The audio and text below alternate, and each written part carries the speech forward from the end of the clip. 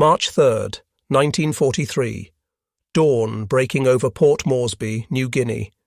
Major Edward Larner's hands were steady on the control column of his B-25 Mitchell bomber as he watched his fuel gauges and listened to the rhythmic thunder of twin Wright Cyclone engines.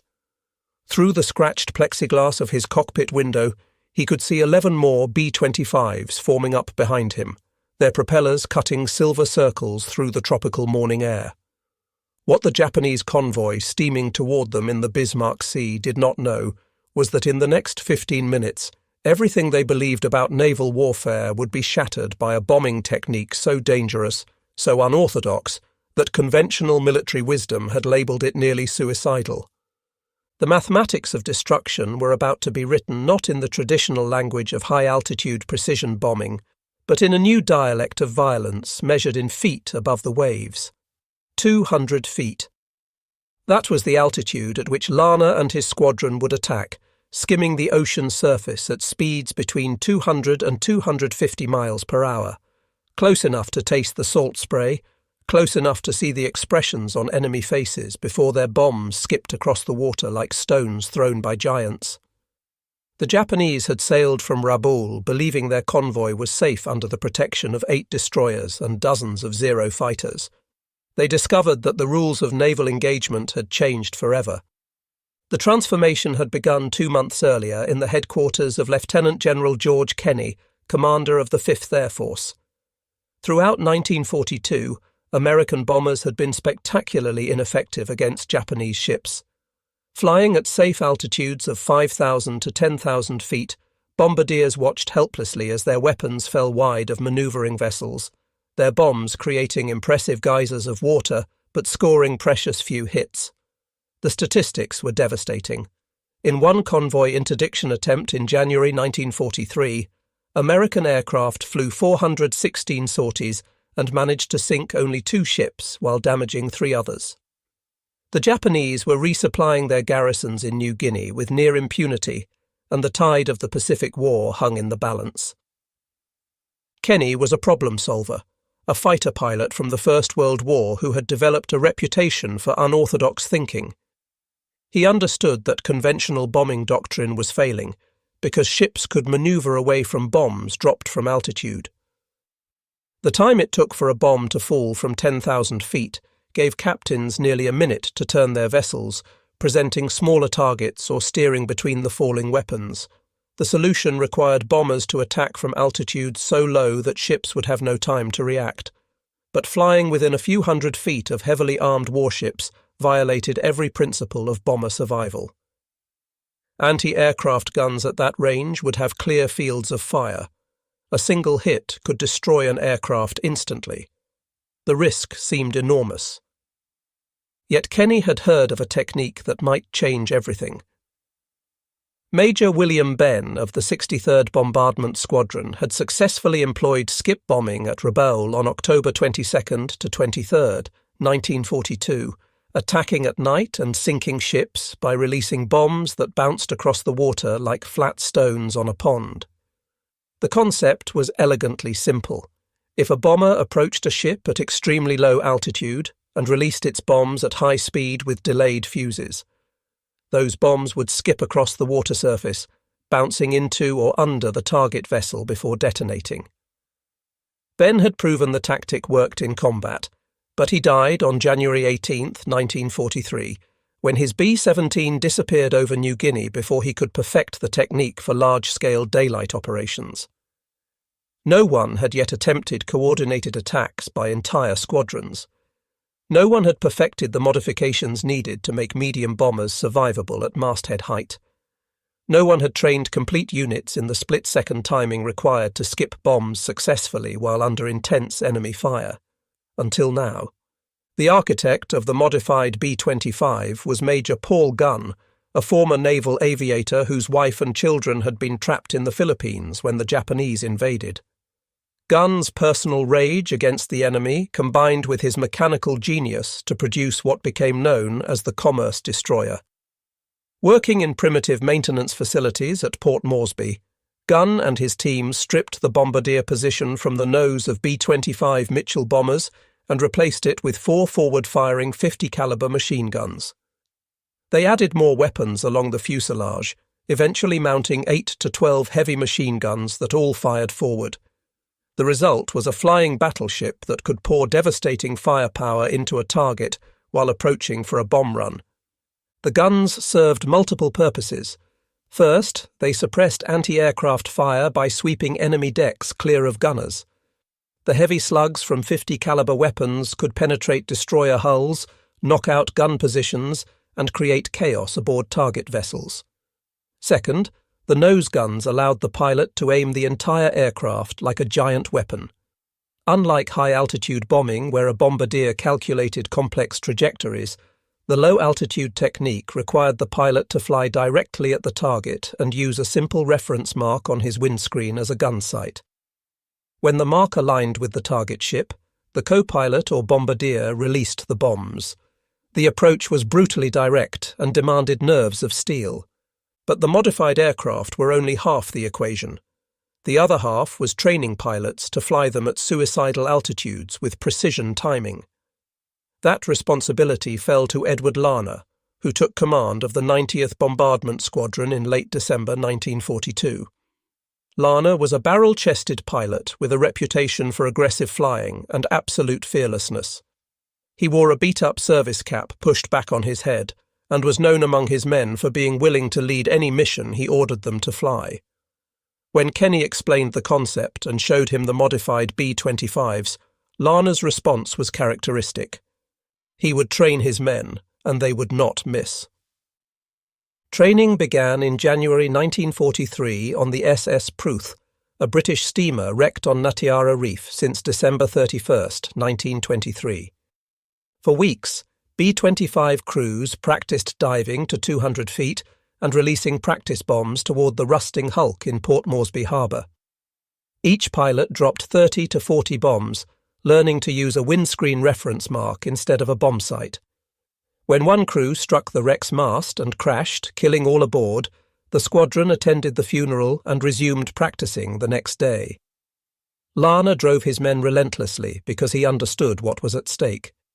The Japanese were consolidating their hold on New Guinea, building airfields that could threaten Australia itself. American and Australian ground forces were locked in brutal jungle warfare against an enemy that refused to surrender. Every Japanese convoy that reached New Guinea meant more troops, more ammunition, more supplies that would cost Allied lives to overcome. The only way to stop the convoys was to sink them at sea. By late February 1943, the 91st Squadron was ready. Larner reported to Kenny that his boys were a cocky gang who would not miss their targets. Within days, they had their chance to prove it. The Japanese convoy departed Rabaul on the night of February 28, 1943. Intelligence decrypts from Allied codebreakers had revealed the convoy's destination and approximate arrival time. Lae, New Guinea. 8 transport ships carried 6,900 troops desperately needed to reinforce Japanese positions. Protecting them were 8 destroyers, formidable warships bristling with anti-aircraft guns and veteran crews. The Japanese planners believed the convoy would be safe. They had routed it along the northern coast of New Britain to take advantage of storm fronts that would provide cloud cover. They had assigned experienced captains who understood convoy defence. They had scheduled the journey to minimize exposure to Allied air attacks. Everything had been calculated to ensure success. But the Allies were watching. Reconnaissance flights tracked the convoy from the moment it left Rabaul. On the afternoon of March 1st, a B-24 Liberator on patrol spotted the ships through a break in the clouds around 3 o'clock. The crew radioed the coordinates and the convoy's course.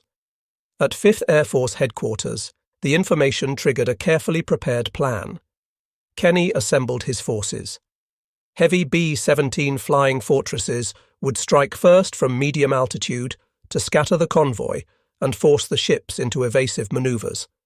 Then the real attack would begin. Modified B-25s from the 91st Bombardment Squadron, A-20 Havocs from the 89th Attack Squadron, Australian bow fighters armed with cannon and machine guns, all attacking at masthead height in coordinated waves that would overwhelm the convoy's defences. The Japanese faced the full fury of low-altitude warfare for the first time on this scale. March 2nd began with frustration. Weather obscured the convoy through most of the day. B-17S sent to attack found only clouds and empty ocean. But by evening, the weather began to clear. On the morning of March 3rd, reconnaissance crews relocated the convoy steaming through the Bismarck Sea toward New Guinea. The ships were about 50 miles southeast of Finschhafen, exactly where Allied planners had predicted they would be. Kenny gave the order. All units would attack. The battle was about to begin. Larner gathered his squadron commanders for final instructions. The plan called for different aircraft to attack from different altitudes simultaneously, creating confusion and dividing the convoy's defensive fire. B-17S would bomb from 5,000 to 7,000 feet. Bowfighters would strafe at wave-top level. The B-25s would come in behind the bowfighters at 200 feet, using their forward-firing guns to suppress anti-aircraft fire while delivering their bombs. Larner's orders to his pilots were direct. Find your target. Come in fast and low. Use your guns to clear the decks. Skip your bombs into the hull. Get out fast. The formation would attack in elements of 3 or 4 aircraft, with wingmen providing covering fire while lead planes concentrated on bombing. They would approach targets from the beam, parallel to the ship's length, maximizing the target profile and giving the bombs the best angle for skipping into the hull. Timing was critical. Release the bombs too early, and they would bounce over the target. Too late, and the aircraft would be directly over the ship when the delayed fuses detonated, destroying bomber and crew. The margin for error was measured in fractions of a second. At 8:55 a.m., the call came. The convoy had been positively identified and was within range. Larner shouted to his squadron, "Cape Ward Hunt, 0930, let's go." Engines roared to life. Modified B-25s began taxiing toward the runway at Port Moresby. Behind them, 20 crews of the 89th prepared to follow. The plan called for all attacking aircraft to rendezvous over Cape Ward Hunt at 9:30 and strike at 10. As Larner's B-25 lifted off, he could see the coastline of New Guinea falling away behind him. Ahead lay open ocean and a Japanese convoy that had no idea what was coming. The flight to the target took less than an hour. At 10,000 feet, formation flying was smooth and the visibility was perfect. Larner could see the other elements of the strike force assembling. Heavy B-17s from the 43rd Bombardment Group climbed to altitude. P-38. Lightning fighters took up positions as top cover, ready to engage any Japanese fighters that might interfere. Australian Bowfighters, twin-engine aircraft armed with 420mm cannons and 6 machine guns, dropped to wave-top altitude. Everything was coming together with textbook precision. At 9:55, lead B-17S spotted the convoy. 16 Japanese ships were visible on the water below, their wakes drawing white lines across the blue Pacific. 8 large transports steamed in formation, surrounded by 8 destroyers that maneuvered to provide anti-aircraft coverage. It was a formidable force, and the Japanese captains believed they were ready for any attack. At 10 a.m. precisely, the first B-17s began their bomb runs. Flying at 7,000 feet, they released 1,000-pound bombs that fell toward the convoy in long arcs. The Japanese response was immediate and intense. Destroyers and transports opened fire with every anti-aircraft gun they possessed. The sky filled with black bursts of exploding shells. Tracers arced upward in streams of fire. One transport took a direct hit and began listing immediately. Another was struck and caught fire. But most of the high-altitude bombs missed, creating massive columns of water that drenched the ships but did no damage. The Japanese captains breathed easier. This was conventional bombing. This they could handle. Then the bowfighters arrived. 13 Royal Australian Air Force bowfighters came in at masthead height, skimming the waves at over 300 miles per hour.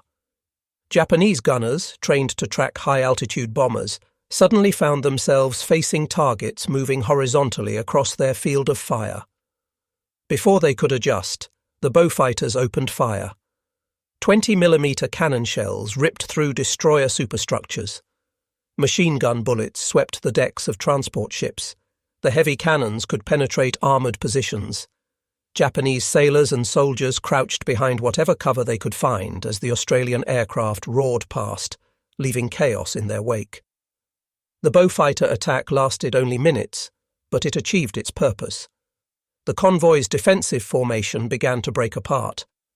Destroyers, mistaking the low-flying Beaufighters for torpedo bombers, turned bow on to present smaller targets. This manoeuvre, standard doctrine against torpedo attacks, left the transport ships more exposed. Into this chaos came Larner and his B-25s. Larner's squadron approached from the southeast at 2,000 feet, giving the pilots time to select targets and plan their attack runs. Through his windscreen he could see the convoy spread out below, ships manoeuvring wildly, smoke rising from vessels already hit by the B-17. He selected his target, a large destroyer, and pushed his control column forward. The B-25 dropped toward the ocean in a controlled dive. At 200 feet, Larner levelled out and pushed his throttles to full power. The bomber accelerated to 225 miles per hour, the ocean surface racing past just below his wheels. His three wingmen followed, spacing themselves to engage different targets. Larner armed his forward guns. At 1,200 yards, Larner opened fire. 850 caliber machine guns in the nose of his B-25 erupted, sending streams of half-inch bullets toward the destroyer. The effect was devastating. Japanese sailors on deck were cut down instantly.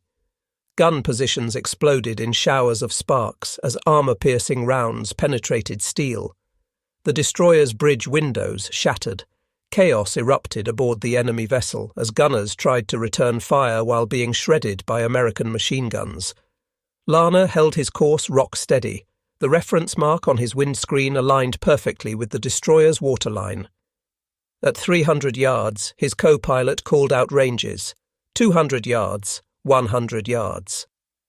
At the precise moment, Larner's bombardier released two 500-pound bombs with 5-second delay fuses.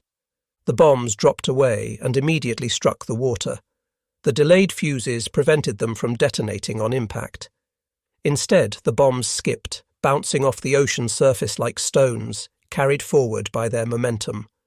The first bomb struck the water, bounced once, and slammed into the destroyer's hull at the waterline. The second bomb followed, hitting the water and skipping directly under the vessel. Larner pulled back on his control column, and the B-25 roared over the destroyer's mast with feet to spare. His gunners in the waist positions fired continuously, raking the destroyer's deck as they passed overhead. 5 seconds after the bombs hit, while Larner's B-25 was a quarter-mile away, the delayed fuses detonated. Twin explosions ripped through the destroyer. The first bomb blew a massive hole in the hull at the waterline. The second bomb, exploding underneath the keel, broke the destroyer's back.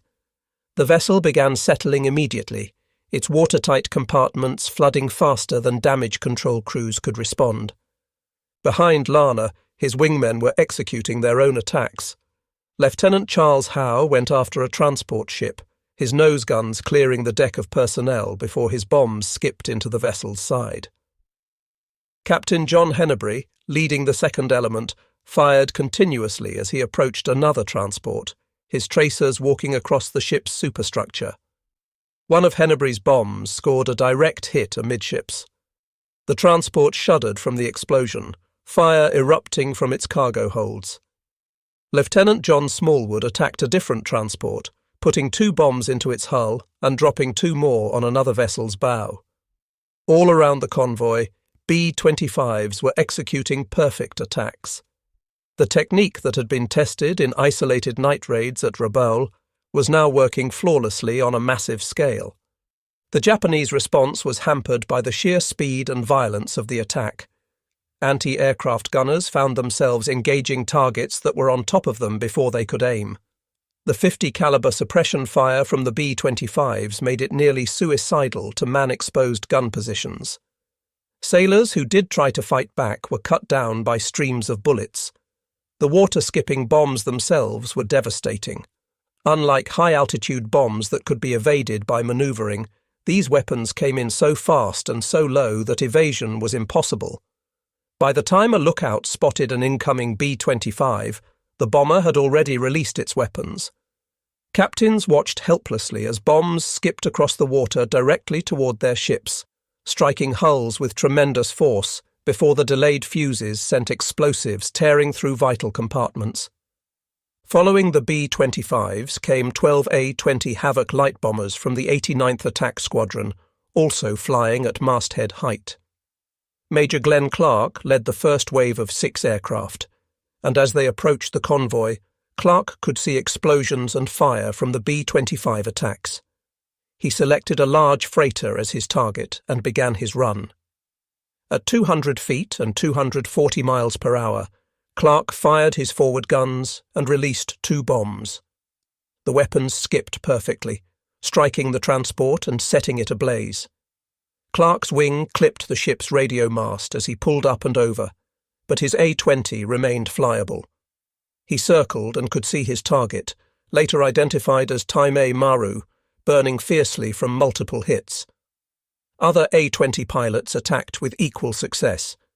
Captain Ed Chudoba bombed the same freighter Clark had hit, ensuring its destruction. Captain Dixie Dunbar and Lieutenant Jack Taylor attacked Kembu Maru, the smallest ship in the convoy. Their bombs struck home, and the vessel began sinking immediately. Above the low-level carnage, P-38 Lightning fighters engaged Japanese Zero fighters that had arrived to protect the convoy. The air battle was fierce, but brief. American pilots, flying aircraft superior to the Japanese fighters in speed and firepower, shot down enemy planes with methodical efficiency. 3 P-38s were lost in the engagement, but their sacrifice ensured that the bombers could continue their attacks without interference. The Japanese fighters that did break through to attack the B-25s and A-20 found the bombers' defensive firepower formidable. Waist gunners and tail gunners on the American aircraft shot back fiercely, and several Japanese fighters went down to bomber defensive fire. By 10:15 a.m., just 15 minutes after the attack began, all 8 transport ships had been hit, and most were sinking or ablaze. 3 of the 8 destroyers had been badly damaged or were already going under.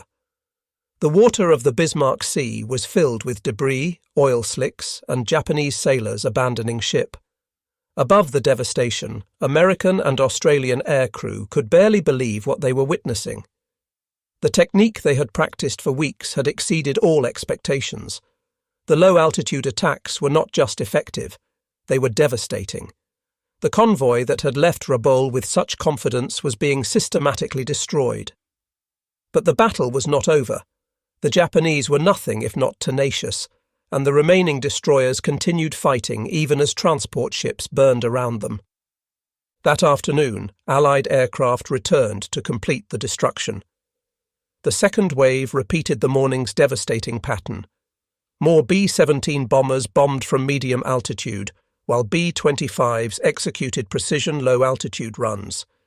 By 3:36 p.m., 8 transport ships and 3 destroyers were at the bottom of the Bismarck Sea.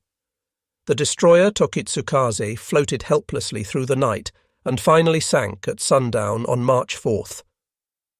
Only 4 destroyers managed to escape: Shikinami, Asagumo, Yukikaze, and Uranami.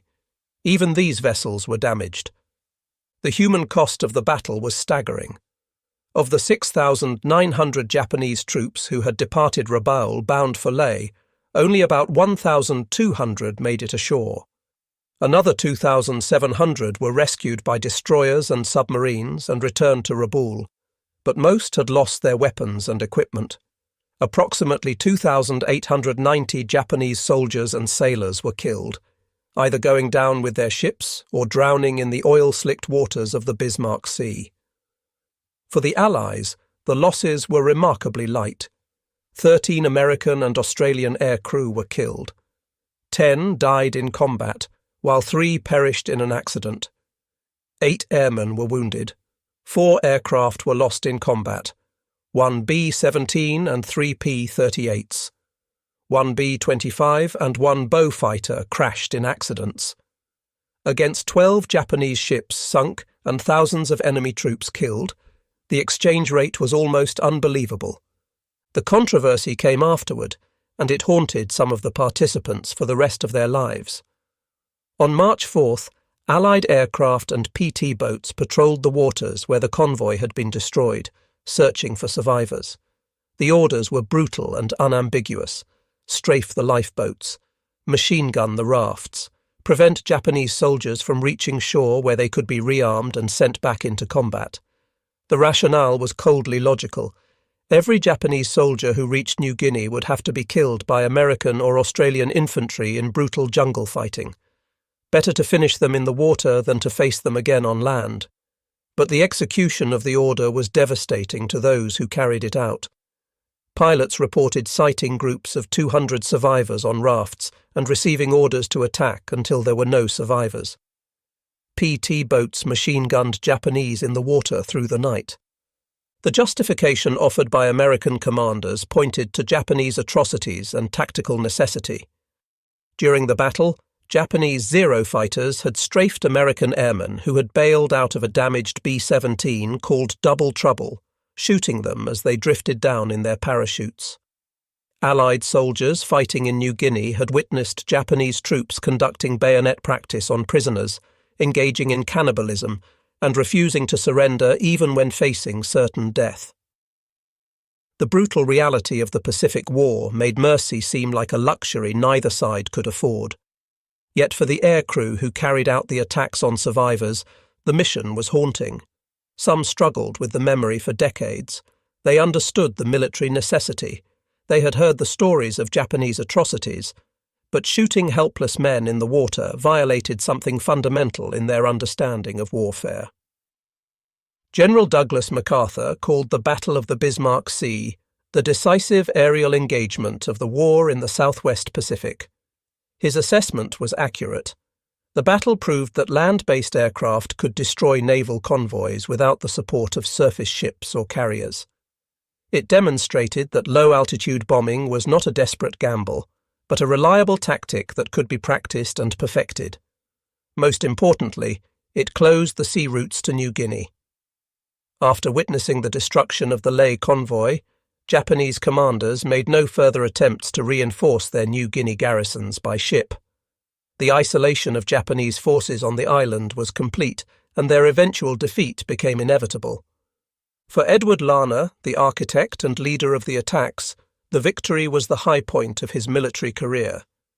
He had taken a technique that had been tested in isolated night raids and perfected it through relentless training, then led his men into combat with results that exceeded every expectation. His B-25 crews had scored 17 direct hits out of 37 bombs dropped, an accuracy rate that high-altitude bombing could never achieve. Kenny praised Larner and recommended him for promotion and decoration. The 90th Bombardment Squadron became legendary throughout the Pacific Theatre. Sadly, Larner did not survive to see the end of the war. On April 30th, 1943, less than 2 months after his triumph at the Bismarck Sea, he was killed in a flying accident.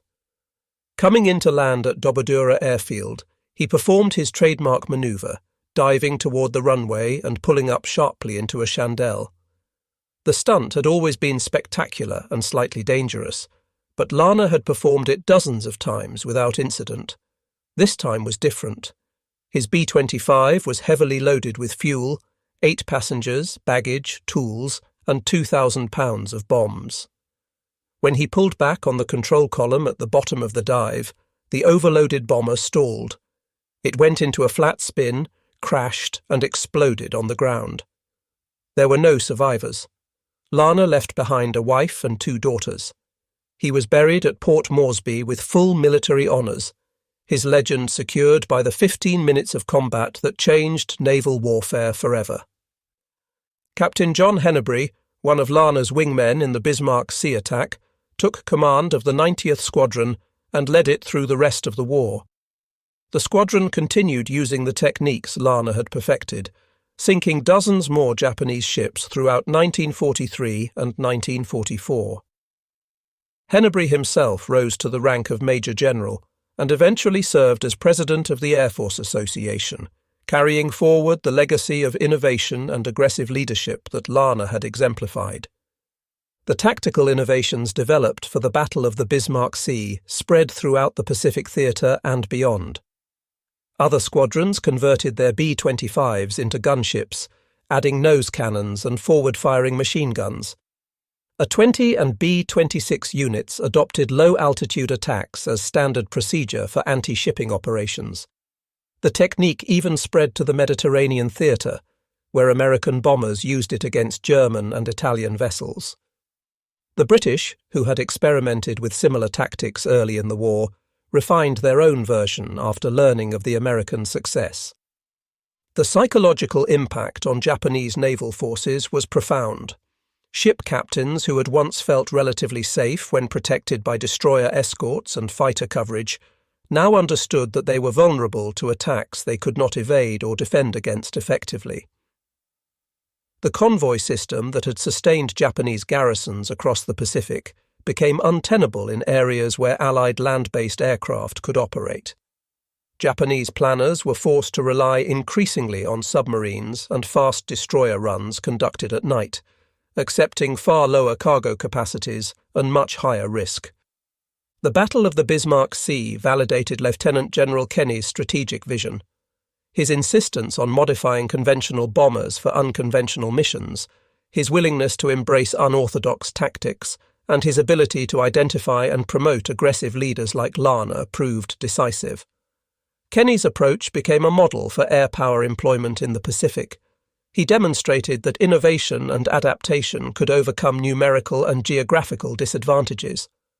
The 5th Air Force, under his command, dominated the skies over the Southwest Pacific, providing the air superiority that made MacArthur's island-hopping campaign possible. The technical lessons were equally significant. Aircraft designers learned that medium bombers could be successfully modified for roles far beyond their original specifications.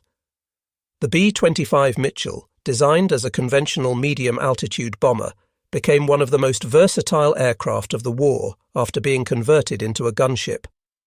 The forward-firing armament concept influenced post-war attack aircraft design. The principle of combining suppressive fire with precision weapons delivery became fundamental to close air support doctrine.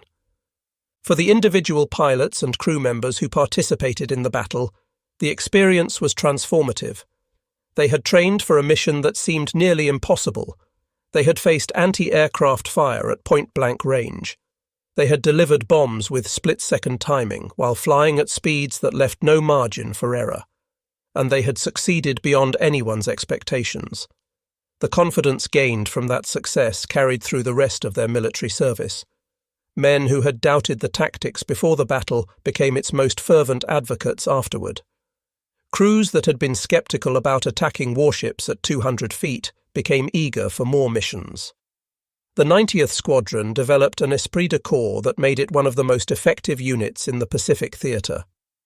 The statistical analysis of the battle reveals the dramatic effectiveness of low-altitude attacks compared to conventional high-altitude tactics. The B-17 bombers bombing from 5,000 to 7,000 feet achieved approximately a 3% hit rate, consistent with peacetime practice but inadequate against maneuvering targets. The B-25s and A-20, using low-altitude techniques at 200 feet, achieved hit rates exceeding 50%, with some crews scoring hits with every bomb dropped. The difference was attributable to multiple factors. Reduced distance meant less time for targets to maneuver. Horizontal trajectory required less precise timing than vertical drops. Suppressive fire degraded enemy defensive capabilities, and the psychological impact of aircraft roaring over mastheads disrupted enemy response coordination. The development of the technique required solving numerous technical challenges. Bombs had to be equipped with delayed fuses that would survive the initial impact with water without detonating. The fuse delay had to be long enough for the aircraft to escape the blast radius, but short enough that the weapon detonated against or near the target. Pilots learned through extensive practice that releasing bombs from exactly 200 feet at speeds between 200 and 250 miles per hour produced the most consistent results. Deviations of even 20 feet in altitude or 10 miles per hour in speed could cause bombs to sink immediately rather than skip, or to skip over the target entirely. The precision required was extraordinary, achieved through hundreds of practice runs and the innate skill of experienced pilots who could gauge altitude and speed by instinct. The modified B-25s themselves represented a remarkable feat of field engineering. Major Paul Gunn and his maintenance crews performed modifications that North American Aviation, the manufacturer, had never imagined.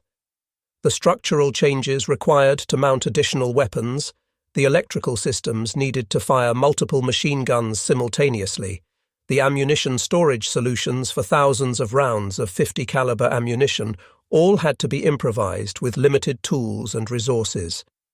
That these field modifications worked reliably under combat conditions testified to the ingenuity and dedication of the ground crews. Many of the maintenance personnel worked 18-hour days keeping the aircraft flyable. They scrounged parts from damaged planes. They fabricated brackets and mounts from scrap metal. They kept the B-25s in the air through determination and improvisation. The Battle of the Bismarck Sea also highlighted the importance of intelligence and reconnaissance in modern warfare. The Allied victory was possible only because codebreakers had revealed the convoy's route and destination. Reconnaissance aircraft had located and tracked the ships despite bad weather. Communication systems had coordinated attacks by multiple squadrons across vast distances.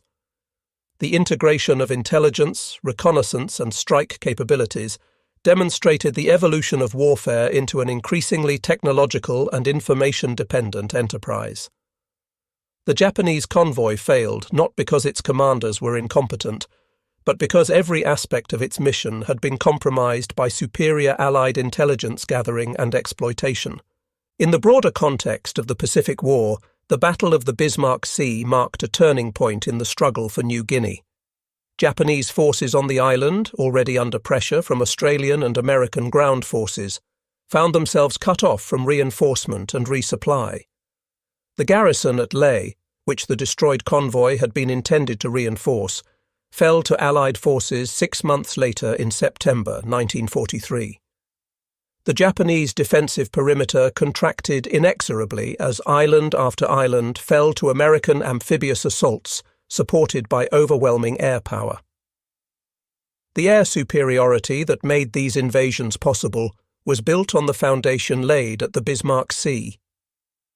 The battle demonstrated that Allied forces could dominate not just the skies, but also the seas around contested territories through innovative application of land-based air power. The human dimension of the battle deserves remembrance. Beyond the statistics of ships sunk and aircraft lost were individual stories of courage and sacrifice. The B-17 crew who bailed out of double trouble only to be machine-gunned by Japanese fighters while dangling helplessly in their parachutes.